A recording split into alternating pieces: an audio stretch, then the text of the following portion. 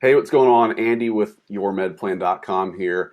Wanted to make a video. Hey, what's going on? Andy with yourmedplan.com here. Wanted to make a video for people who currently have a Medicare supplement and just go over the market dynamics and maybe a little bit of a brush up on the Medicare supplement game, I'm going to call it. If you've gotten a rate increase recently, perhaps a big one, you're probably pretty ticked off about it and asking if there's anything you can do about it. The answer is yes. I'm going to tell you what you can do about it and why that's possible, how to do it. So strap in. I'm going to go in depth here, but this is going to be 10 or so minutes that are well worth your time, so you can understand and get the upper hand on the market, so you're not just accepting your fate with rate increases. There's no reason to just sit idle about this stuff. So the name of the game, keep your rate as low as you can for as long as you can. Seems kind of obvious, but it's not something that happens automatically. You have to be your best advocate here and just stay on your toes as far as where the market is going. So this is a very simple graph. This is an average case. This is no individual person's case here, but the average Medicare supplement across all types of plans last year in 2021 was $163 a month. And the average rate increase in 2021 was 4.3%. So I just took that on a simple graph. Let's say at age 65, you bought a supplement for $163, the market average. And then you didn't touch it through age 79. And every year, your particular plan went up at the market average from last year of 4.3%. You're going to get way up in there and you see it starts to compound slightly. By age 79, you're paying close to $300 a month for the same thing that was costing you $163 15, 14 years earlier, whatever that is. So if you don't touch it, then your rate's going to go up and up and up and up forever and ever. So that begs the question, why do rate increases happen? Why do they happen more precipitously than, say, other things, the price of bread, the price of a gallon of gas? Put very bluntly, insurance companies aren't charities. They have to stay profitable, therefore increase prices. Medical costs are higher in upward trend than other consumer goods and services, other business goods and services. You can see right here, medical prices since 2000 have gone up by 110%, consumer goods and services up by 70%. So that's a big gap. As people get older, they get sicker and more expensive to insure. That's a little bit of a harsh reality, but it's the reality nonetheless. So bottom line, insurance company's solution, increase the rates, pass the costs on to you. With that said, there's a little ditty in this publication, the Medicare and You Handbook. If you have bothered to read this, good on you. But if you haven't, that's okay. On page 77 of this year's copy, of the 2022 copy, there is a little sentence. I'm going to put it right here. I'm going to read it for emphasis. It's important to compare Medigap policies since the cost can vary between policies for exactly the same coverage and may go up as you get older. I would revise that to say they do definitely go up as you get older. The highlight here is mine just to emphasize that point. So the government basically is telling you here, hey, look, these Medicare supplements are commodities. It's like a barrel of oil or a bushel of wheat or pig bellies or orange juice, commodities that are traded, the world over, like for like. One grain of rice next to the other grain of rice, it doesn't matter. It is what it is. And to emphasize that a little bit more, to put some color on that, you've probably seen this chart. These are all the types of Medigap plans out there. And by the way, Medigap and Medicare Supplement are just interchangeable terms for the same thing. It's just a difference in style. People like to say one or the other. There's no fundamental difference. All these letter plans, the government designed these. So basically that means if an insurance company wants to participate in this market and sell a Medigap plan, they have to do it by the book, by these specifications that the government set out and enforces. They cannot deviate at all. So The result of that, supplements between companies must be identical. That must be is enforced by Medicare. That's not just an assertion. That's not my opinion. That is a fact. The only differences outside of the benefits are the logo on your ID card, the company logo that you have with the insurance company you have, and then the price you pay. So that begs the question, why do insurance companies charge different prices? I like to think of it as three main factors. There are probably more, but we don't need to get to the end of the earth with that. But basically, the first is how the block is running. So an insurance term block of business is just think of it as a group of people, and that group is, with you included, everyone who has your Medicare supplement with your specific insurance company. And if those folks, if that group is relatively older and sicker or younger and healthier than the insurance company's calculations or expectations, then they're going to raise the price or not according to that. Again, they're not in this business to lose money. The second, the appetite for your market. So more broad than the group of people with your exact plan, the people in your zip code, your county, your state, are they healthy? Are they sick? Are they young? Are they old? How expensive are they to insure? How often do they go to the doctor, the hospital? Things like that. Perhaps an insurance company wants to go into a market where people use a lot of healthcare because they can charge a premium for it. They can charge a higher rate, and they have a good handle on how to make money in that higher rate with that higher risk. Vice versa, if an insurance company wants to go for a lower risk demographic, they might get more aggressive with their prices in that area. That kind of rolls into point three, different business strategies. So let's say, for example, a company wants to get into the Medicare supplement market.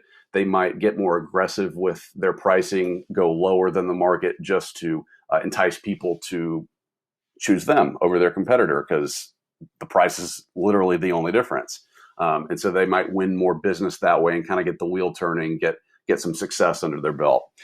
If a company wants to get out of the Medicare supplement market, which is the case a fair amount of the time, they will jack their prices up more and more and more than they would have otherwise to dissuade people from buying their policy in the first place, or entice people to want to shop for a lower rate, which is what we're going through here.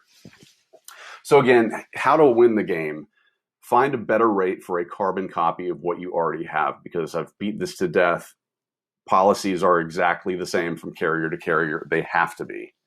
So if you did this once, if you went shopping for a lower rate for the same coverage just once at age 70 in our example from earlier, and you found a policy that was 15% lower than what you had, which is very doable.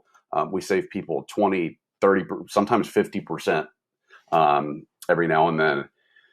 So 15% is totally doable. You're going to save, my camera's covering this up, but that's $4,400 in those 9 years from age 7, or I guess that's 10, 70 to 79. So just doing this once can pay off. So there is a catch. You have to be healthy in order to buy a new Medicare supplement. If you've had a heart attack, have a serious heart condition, have had cancer recently, currently have it, or similar serious illnesses in the last 5 years or so, you're probably not going to be able to pass what's called medical underwriting with a new company. Not the end of the world. You can keep the one you have. They can't take it away from you unless you stop paying your premiums. If cost does become an issue, you can look at Medicare Advantage. It's not the end of the world like a lot of people make it out to be. If you are healthy enough to switch, the way I like to describe this, the government gave you a trump card. You are on the favorable end of the power dynamic in the market. Do you want to save money or not? Because you can trade like for a serious discount. I don't really know many other things in the world where that is the case, where the products are absolutely identical. So it's a nice little win. Here's how to make a switch. If you're healthy enough, you think you're healthy enough, find a lower rate. You can do your own research. You can call all the insurance companies in your area that sell supplements. That's going to be a real pain. I'll just tell you that right up front, because insurance companies don't put their prices out there on the internet. You're going to try to look for it on your own. You're not going to find rates online without having to go through some sort of hoop to talk to somebody at an insurance company or an agent, that type of thing. You can find a broker to have it to do this for you. A broker versus an agent works with any number of insurance companies. They're not tied to any one insurance company, so they look at the whole market, and if they're doing right by you, they're going to find a combination of the lowest price available with the most reputable company. We don't want no-name companies, covering you here, but the lowest price available with a reputable company, and identify that for you. Apply for the policy is the next step once you find it, and if you're approved by the insurance company, you get to enjoy the savings. Everything's good. You've got like for like, you're saving money. Rinse and repeat every year. That's a good practice. You can do it more often if you want. You can do it every single day of the year if you want, as long as you're healthy. Here's the process just in a more visual form. I more or less just went over this. This is if you're using a broker. So it'll usually be like a 30-minute phone call with a broker just to get your information, see if you can qualify, see if it's worth the exercise, find the lower rate, apply, monitor how it's going with the insurance company.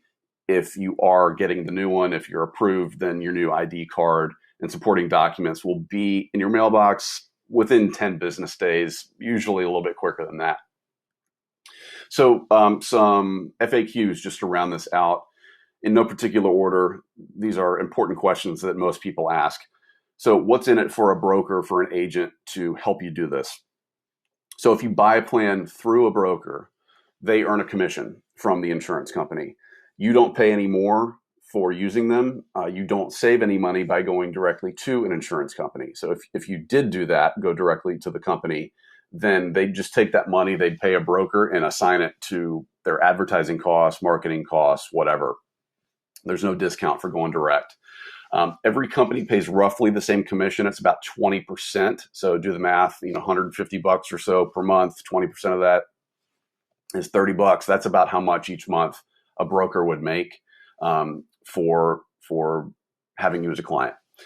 New policies need to start on the first of the month. That's just a best practice. It keeps it clean, so you're not, diving halfway through 1 month with your old policy overlapping. It just gets messy. You can keep both your old and your new policy for 1 month if you want. It's unnecessary, frankly, because if it's like for like, then you stop your old one on one day, start your new one the next. There's no gap in coverage, and it's the same thing. But you can do it if you want. You're just going to have to pay for the new one on top of the old one, and you're not going to be able to get your money back. But you can keep it and say, okay, I don't want it anymore. So last one, most people are on Plan G. It was Plan F some years ago, but G is now in the front seat, let's call it. Some people are moving to Plan N if they're okay with copays. So Plan N generally costs a little bit less. I want to say 20% less, 10 to 20% less than Plan G. But you do lose a few benefits. The big one being you're going to have to start paying copays, up to $20 for a doctor's office visit, up to $50 for an emergency room visit. A lot of people are okay with that, and they'll enjoy more savings as a consequence. So that's a 14-minute, not a 10-minute like I tried to get it under. 14-minute overview of the Medicare supplement market for people who already have one, want to look at replacing what they have, saving money, but keep the benefits of a Medicare supplement because they already like it. If you've got any questions, reach out to us. We will get down to it. This is a general overview. Your situation is no doubt unique, so we'll help you with that. But these are the broad strokes. Hope this was helpful. Thanks.